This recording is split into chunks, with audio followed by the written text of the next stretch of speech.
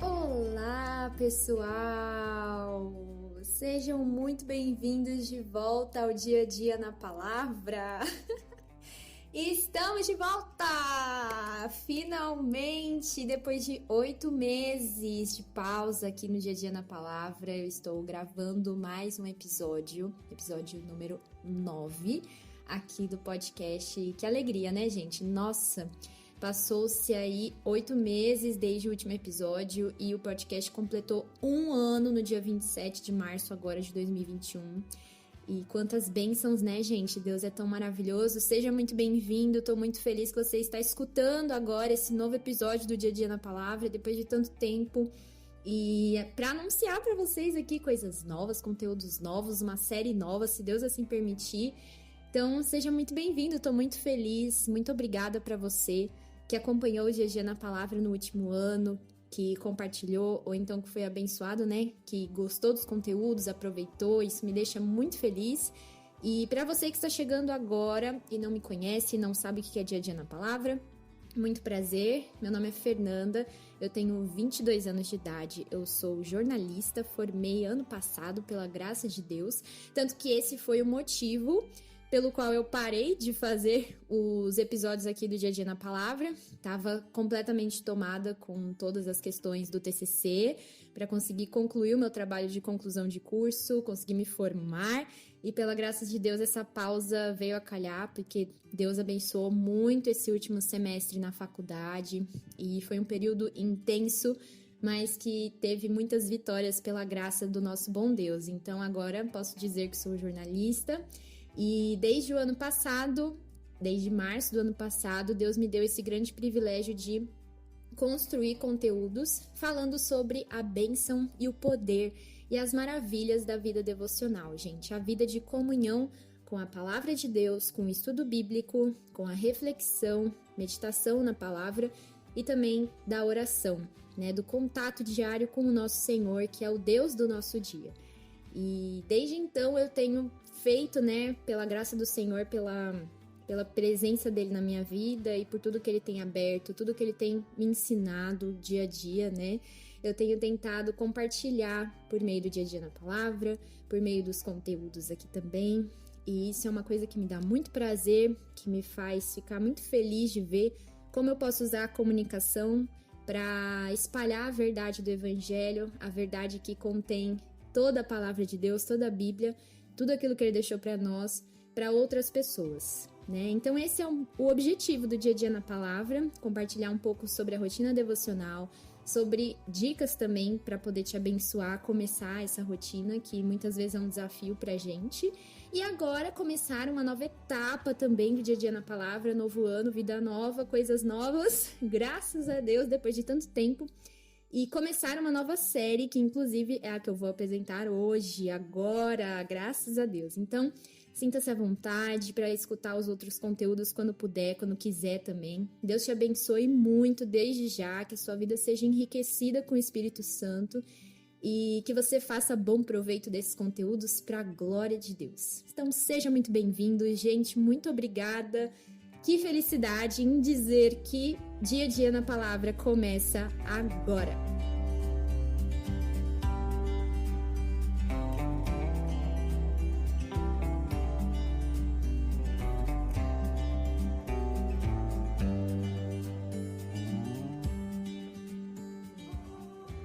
Bom, gente, então agora nós vamos ao momento de começar uma nova fase aqui no Dia a Dia na Palavra, estreia de um novo quadro, uma nova série temática aqui, e que vai mudar um pouco a perspectiva também do podcast. Antes nós estávamos falando sobre a devocional, né, sobre o ato em si, como fazer, como desenvolver, a gente falou um pouco sobre material, sobre ambiente, sobre oração, a gente conversou também sobre a importância da oração no período da devocional.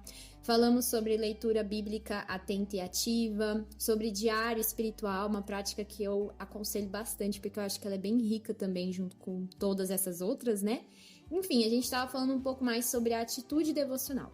E agora, nessa nova série, que começa agora, se Deus quiser, a gente vai fazer devocional, a gente vai fazer estudo bíblico, vamos refletir em cima de verdades bíblicas de forma cristocêntrica. É o início da série Cristo em Nós, onde basicamente, assim, diretamente falando para vocês, o objetivo é: vamos construir devocionais, estudos e reflexões cristocêntricas sobre o Antigo Testamento. Como assim, Fernanda? Bom, eu creio que fazer devocional no Antigo Testamento deve ser um desafio para muitos de nós, porque ela é uma literatura que, apesar de ser muito empolgante, pelo menos para mim, eu gosto bastante do Antigo Testamento, eu acho ele, assim, incrível. Claro que tem livros que são mais complicados do que outros, né? Levítico, Deuteronômio são mais complicados do que ler Gênesis ou então Juízes, Samuel, que são mais narrativas.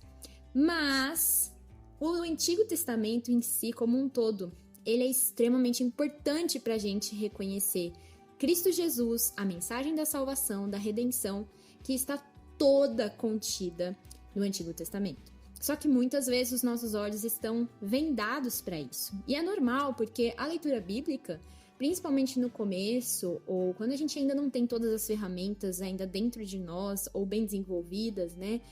É normal que a gente se perca um pouco e pergunte: meu pai, por que eu tô lendo esse monte de lei, esse monte de genealogias? Para que isso está apontando? O que esse livro está fazendo aqui, né? Por que eu estou lendo isso? Como que eu aplico isso na minha vida? O que isso tem a ver com Jesus? E, gente, quando a gente descobre, é uma coisa que faz você explodir de felicidade. Sua mente vai abrir, assim, em milhão. É muita maravilha, sabe? E isso aconteceu comigo ano passado, quando eu tava fazendo devocionais no Antigo Testamento, né? Estudando pra valer. E quando eu descobri, gente, foi assim, maravilhoso, foi incrível. E eu falei: a gente precisa falar mais sobre isso. Nós precisamos enxergar Jesus Cristo no Antigo Testamento, porque tudo isso é muito rico. Pensar que Deus deixou todo o plano da redenção escancarado em textos como, por exemplo, em Êxodo, em Gênesis, lá no comecinho das narrativas da história humana. E tudo isso é muito rico, é muito maravilhoso. E aí, na hora, quando tudo estava tomando meu coração, veio um grande projeto assim na minha mente, da gente olhar de forma cristocêntrica para a palavra, principalmente para os relatos do Antigo Testamento, que a gente tem um pouquinho mais de dificuldade com isso, refletirmos e vermos também que nós, hoje, século XXI, nós também estamos apontando para a vinda do Senhor Jesus Cristo, para a obra dele, assim como essas pessoas lá no passado também estavam apontando para a primeira vinda dele. Então, gente, é muita riqueza, muita coisa linda, e o Cristo em Nós surgiu a partir disso. Ele já passou por algumas reforminhas, digamos assim, mas hoje está aqui, pela graça de Deus, e eu espero que o Senhor abençoe não só a minha vida para poder transmitir esses conteúdos, mas também o seu coração, para que ele também desvende os seus olhos, os olhos, né, do seu coração mesmo, para que você contemple as maravilhas da lei do Senhor, como diz lá no Salmo 119, 18. E a primeira temática que vai inaugurar aqui essa nova série vai ser os relatos das mulheres bíblicas do Antigo Testamento. Então nós vamos olhar para a história dessas mulheres, para o relato que Deus nos deixou sobre a vida delas e o contexto que elas estavam vivendo, né? As coisas que elas passaram, a partir de um olhar cristocêntrico e enxergar como nós vemos Jesus nesses relatos do Antigo Testamento, especificamente sobre a vida das mulheres bíblicas desse período. Então, eu convido você agora a adentrar comigo nesse novo mundo. Brincadeira, daí foi exagero, né? Mas enfim, nessa nova série, e a gente vai começar com a inauguração do Cristo em Nós, estudando a vida de Ruth, a Moabita.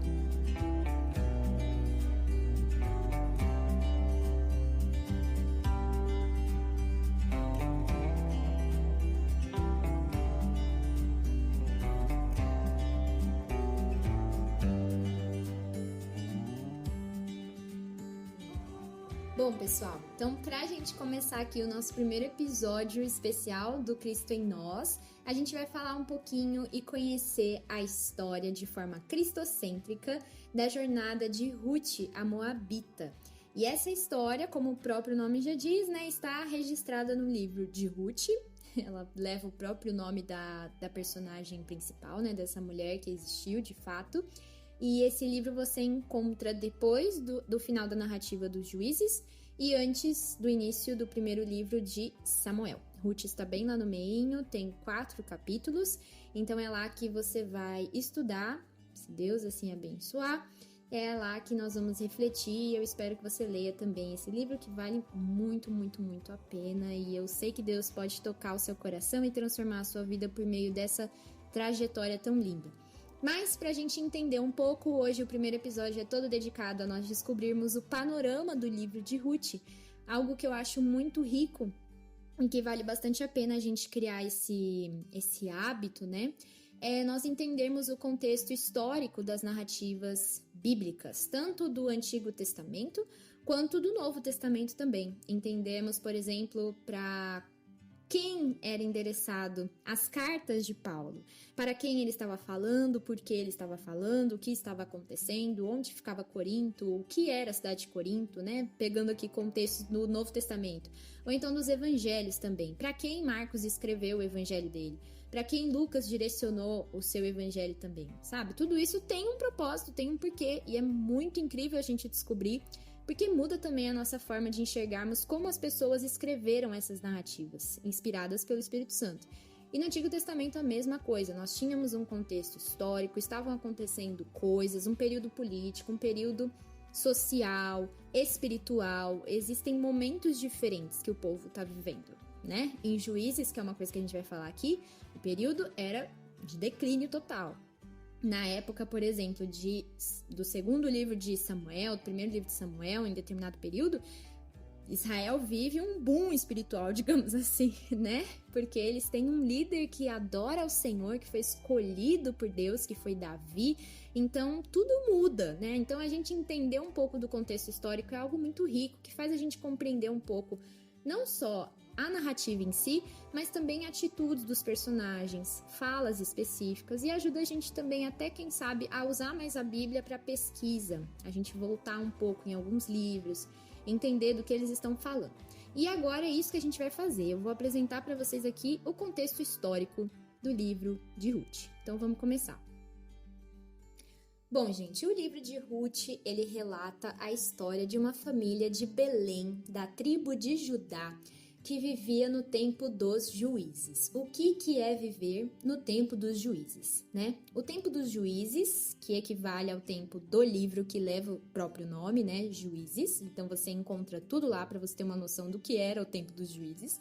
Mas basicamente era o período em que Israel ainda estava organizado sob um regime de liderança tribal e familiar. Ou seja, tinham as 12 tribos de Israel, cada uma tinha os seus líderes e a sua forma de liderar a sua casa, ou seja, a sua tribo. Eles eram um só povo, todos andavam juntos em comunidade, tinham as suas terras, né?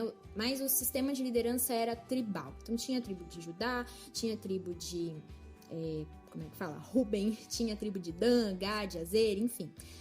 Cada um tinha a sua própria tribo e eles tinham o seu sistema de liderança. Um só povo, mas com várias tribos, certo?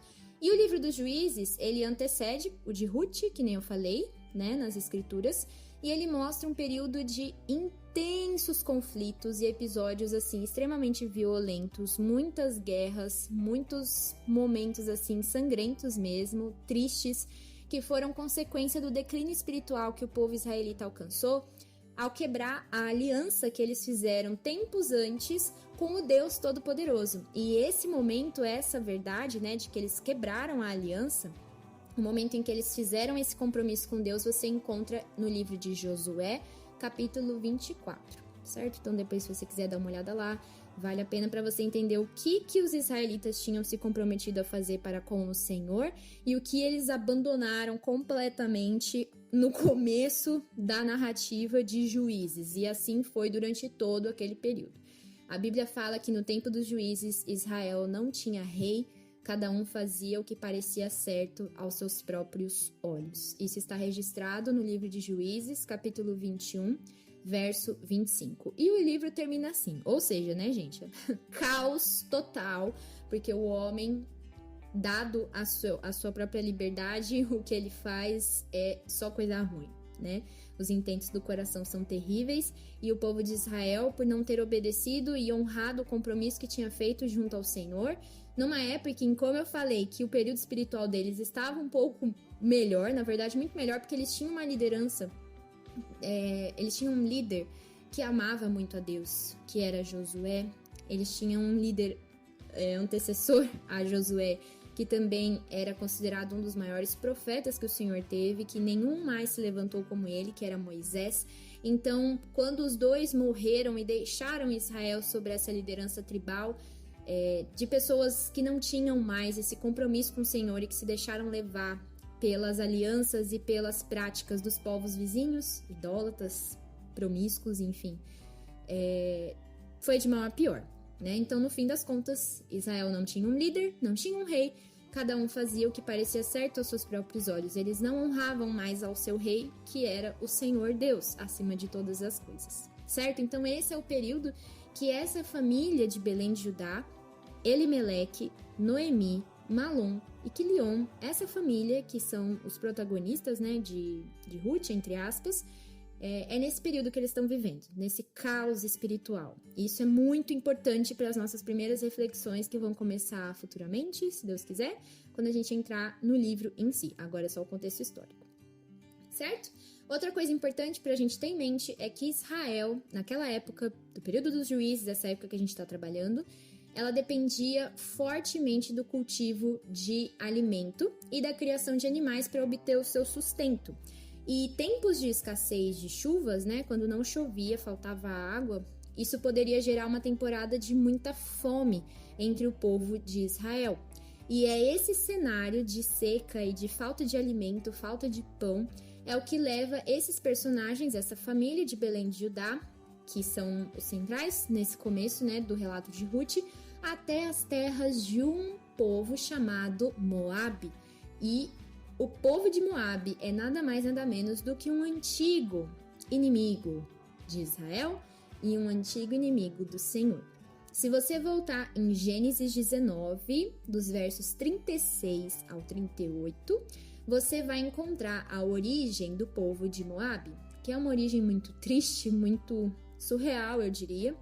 Você vai lembrar da narrativa da destruição de Sodoma e Gomorra, que foram duas cidades promíscuas, tenebrosamente pecaminosas, que Deus mandou o seu juízo por meio de fogo do céu. E quem morava nessa região era um homem chamado Ló, e Ló morava lá com a sua família. Ele era sobrinho de Abraão, e Abraão que é o pai da fé, o pai de todo o povo de Israel. Ló escolheu morar numa região próxima de Sodoma, e quando tudo se acabou na cidade, ele perdeu a esposa também, ele se refugiou numa caverna junto das suas duas filhas. E essas duas filhas, pensando que a descendência delas ia terminar ali, porque toda a terra que elas conheciam tinha sido completamente exterminada daquela forma, elas tiveram a ideia de embebedar o pai delas e engravidarem dele. E aí você encontra tudo isso em Gênesis 19, e dessa concepção, se eu não me engano, a mais velha tem o primeiro filho e coloca o nome dele de Moabe. E esse Moabe foi o pai de todo o povo moabita, que é desse que eu estou falando agora para vocês. E em Números 25 você encontra um pouco do caráter desse povo de Moabe e como eles foram, assim, pedra de tropeço para Israel. Então, assim, era o povo inimigo, separado de Israel, e foi para essa terra que essa família de Belém de Judá, e guardem essa coisa linda que a gente vai comentar um pouquinho depois, dessa família ser de Belém de Judá, e da gente comentar que toda a história ocorre ali. Isso é muito bonito, guarda, Belém de Judá essa família era, tá? Então, Elimeleque, Noemi, Malom e Quilion pegam as suas coisas para fugir da fome, porque naquela época Deus cessou as chuvas, então por isso muito provavelmente teve fome, não tinha pão, não tinha como criar o gado, não tinha como obter a plantação do trigo, por exemplo, para poder se sustentar. E aí, para fugir desse período de escassez, esse período de fome, a família junta suas coisas e decide se mudar de Belém para Moabe. Saírem da terra de Israel, da presença do Senhor, querendo ou não, mas isso a gente vai deixar mais pra frente. Ai, meu Deus, agora é só o contexto histórico. Mas eles saem de Belém de Judá, em Israel, para irem até a terra de Moabe, esse povo que é inimigo de Israel, inimigo de Deus. E aí, continuando, a última coisa que eu queria falar um pouco sobre o conceito histórico, né? O contexto histórico é a gente entender que a viuvez, o estado de viuvez, era uma situação extremamente delicada para uma mulher naquela época, porque essa situação de ser uma viúva deixava essa mulher em uma posição de extrema vulnerabilidade social e também financeira. Não era tão fácil assim para ela conseguir um trabalho, para ela ser empregada. Então é totalmente diferente das possibilidades que existem hoje para uma mulher que infelizmente perde o seu amado marido. Então emocionalmente já era devastador, mas naquela época socialmente era um estado que você era entregue literalmente à pobreza, não tinha muito o que fazer. E aí, ao longo de todo o Antigo Testamento, a gente vê que as viúvas são colocadas ao lado dos pobres e são colocadas ao lado dos órfãos como a camada mais carente da população. E é por causa dessa situação que o próprio Senhor Deus ordena ao povo de Israel que cuide de ambas essas camadas, né, de todos eles, dos pobres, dos órfãos, das viúvas, por meio de diferentes atitudes. E ele deixa tudo narrado nos livros do Antigo Testamento em como deveriam ser esses atos de cuidado para com essas pessoas que sofriam mais com vulnerabilidade. Uma dessas atitudes é justamente a prática de deixar disponível nos campos, para quem era semeador, cuidava de terra, né? Deus deixa a ordem para que essas pessoas não colham todas as espigas de trigo, todos os cachos de uva, mas deixem uma parte para que o estrangeiro, que também era considerado alguém que tinha dificuldade, né, social ali naquela época, para que tanto o estrangeiro quanto os pobres possam desfrutar, possam conseguir pegar alguma coisa para terem sustento, certo? Então a gente encontra isso em Levítico 19, dos versos 9 e 10, que eu vou ler aqui agora. A Bíblia diz: quando também cegares, ou seja, colher, a messe da tua terra, o canto do teu campo não cegarás totalmente, nem as espigas caídas colherás da tua messe. Não rebuscarás a tua vinha, nem colherás os bagos caídos da tua vinha. Deixá-lo-ás ao pobre e ao estrangeiro. Eu sou o Senhor, vosso Deus. Então o próprio Deus deixa a ordem para que as pessoas que trabalham no campo deixem uma parte, aquela que cair no chão principalmente, né? Tanto das espigas de trigo quanto os cachos de uva, aqueles que caírem no chão pertencem a outras pessoas, são essas pessoas que mais precisam. Não é para você pegar de volta para colocar no cesto e contar com a sua colheita, não, deixa no chão para que essas pessoas possam se sustentar. E ele fala também no verso 9, né, que o canto do campo você não vai colher totalmente, você vai deixar essa parte também. Então isso é muito importante para a gente entender uma parte da narrativa, certo? As atitudes de determinado personagem que a gente vai estudar e a atitude também das personagens, enfim. Mas você tenha isso em mente. Viuvez, situação extremamente delicada, vulnerabilidade social, não tinham as mesmas possibilidades que a gente encontra hoje, principalmente para uma mulher.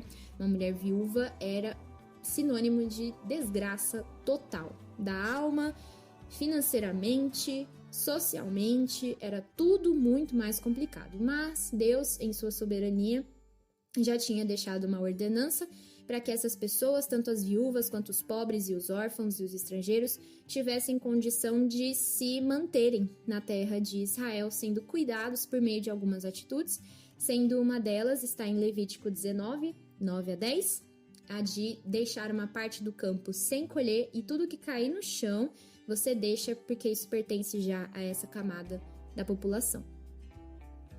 2 conceitos muito importantes para você quando você for ler o livro de Ruth e estudá-lo aqui no Cristo em Nós, ou então sozinho, enfim, em grupo. 2 conceitos muito importantes e eu separo aqui essas leituras para você dar uma olhadinha, entender e depois partir para o texto de Ruth para você ter tudo isso mais claro. A lei do parente resgatador e a lei do levirato. Você encontra a lei do parente resgatador no livro de Levítico, capítulo 25, dos versos 24 aos versos 27. E você encontra a lei do levirato em Deuteronômio 25, do 5 ao 10. Então, leia essas duas passagens, porque ela vai abrir bastante a sua mente para dois conceitos que são importantes, que permeiam uma parte muito importante da narrativa do livro de Ruth.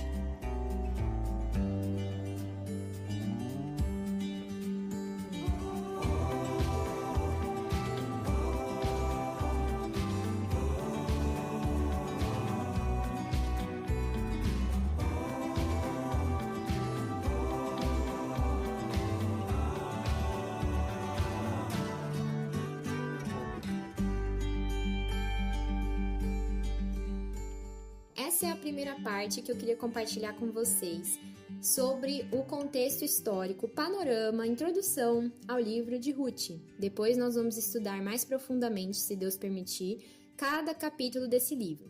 Ruth é um livro breve, ele tem apenas 4 capítulos, então eu creio que vai dar pra gente discutir bastante coisa de maneira profunda e cristocêntrica em cada capítulozinho que a gente for estudando e meditando juntos aqui no dia a dia na palavra Cristo em nós. Mas eu queria deixar para você algumas pistas para você poder refletir, para você poder meditar enquanto estiver também fazendo a sua devocional com um material que depois, se Deus quiser, eu vou falar aqui também para você. Mas um olhar cristocêntrico sobre Ruth.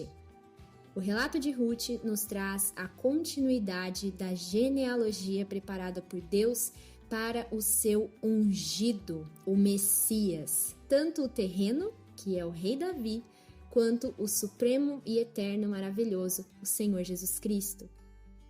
Ruth intercala o período de declínio espiritual e moral de Israel, o tempo dos juízes, como eu tinha contado para você, com os livros de 1º e 2º Samuel, onde há a instauração da monarquia, do reino israelita e do reinado messiânico de Davi. O povo pediu por um rei que o liderasse e que lutasse as suas batalhas contra os muitos inimigos, como ocorria também nas demais nações que eles eram vizinhos. Apesar de Israel mostrar a sua total falta de confiança na liderança e no reinado do próprio Senhor com esse pedido, Deus preparou o caminho para instituir a casa real de Davi, o maior rei que Israel já teve, o seu ungido, o homem segundo o seu coração, mas também preparou o caminho para a chegada do último e definitivo rei sobre todo o seu povo, não só Israel, Jesus, o Cristo, o Messias. A Ruth foi levada providencialmente até Belém de Judá, para se tornar nada mais nada menos do que a bisavó de Davi, iniciando assim o período da futura restauração de Israel. E mais uma estrangeira do povo inimigo de Deus, Moabe, é aceita por sua fé no Altíssimo como membro do seu povo. E ela também é colocada na genealogia de Cristo, como algumas outras mulheres que inclusive a gente vai ver e estudar também no Cristo em Nós, se Deus quiser. Mas eu cito aqui para você: Tamar, Raabe e agora Ruth. Então, desde o Antigo Testamento, gente, nós vemos que Deus já aponta para o fato de que é pela fé e não pelo sangue ou pela circuncisão que pessoas vão ser por Ele resgatadas, perdoadas e, acima de tudo, usadas pela graça, pelo seu grande poder e misericórdia, para mostrar a sua glória a todos os povos. Ruth é mais uma manifestação da graça divina que opera desde o Antigo Testamento no coração de todos os eleitos.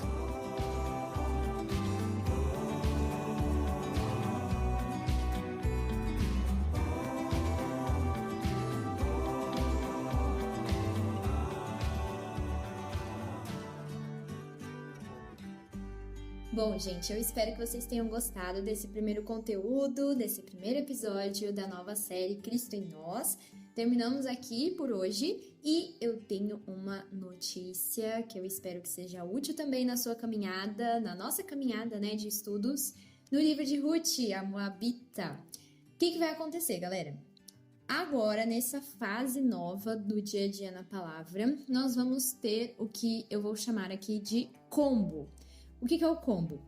Vocês vão ter todos os conteúdos do Cristo em Nós, todos os estudos devocionais, reflexões, tudo vai ficar salvo, disponível no Dia a Dia na Palavra, no podcast, com os áudios, com a minha voz. Então você vai poder escutar em qualquer lugar onde você estiver, pode ser no meio da sua devocional, pode ser enquanto você estiver indo para o trabalho, para a faculdade, ou até se você decidir, não sei, estudar em grupo, você vai ter o arquivo disponível em áudio, mas nós teremos também um material impresso, um material em PDF para você poder baixar no seu celular, no seu tablet, no seu computador, imprimir se você quiser também para poder fazer anotação do material de estudos do Cristo em Nós. Então, todos os episódios que eu lançar aqui no podcast, eu também vou disponibilizar em PDF para que você tenha a versão impressa, a versão redigida, né, digamos assim, para você poder estudar em outros períodos ou então até usar nas suas devocionais. Então, essa é a novidade também do Dia a Dia na Palavra nessa nova fase, que é esse combo do áudio do podcast com também a versão escrita, a versão em PDF para você utilizar da maneira que você quiser. Então, tudo que a gente falou aqui hoje, se você não quiser ficar ouvindo o tempo todo também da questão do levirato, das leis, do contexto histórico, você baixa esse PDFzinho que eu vou deixar disponível no meu Instagram, no link da minha biografia. Você baixa esse PDF e aí você pode consultar melhor, estudar, refletir, ir atrás dos textos também, para você poder fazer suas devocionais. Olha que bacana. E aí, a cada episódio que eu for lançando, Ruth 1, Ruth 2, Ruth 3, também vai saindo os novos materiais para estudo e consulta. Olha que bacana. Espero que você goste. Espero que você tenha gostado também desse episódio inicial. Tô muito feliz por ter voltado a gravar o Dia a Dia na Palavra. E é isso, gente. Muito obrigada por ter escutado até aqui. Que Deus abençoe muito a sua vida e vamos juntos nessa nova caminhada do Cristo em Nós. Beijo, fiquem com Deus e até o próximo episódio.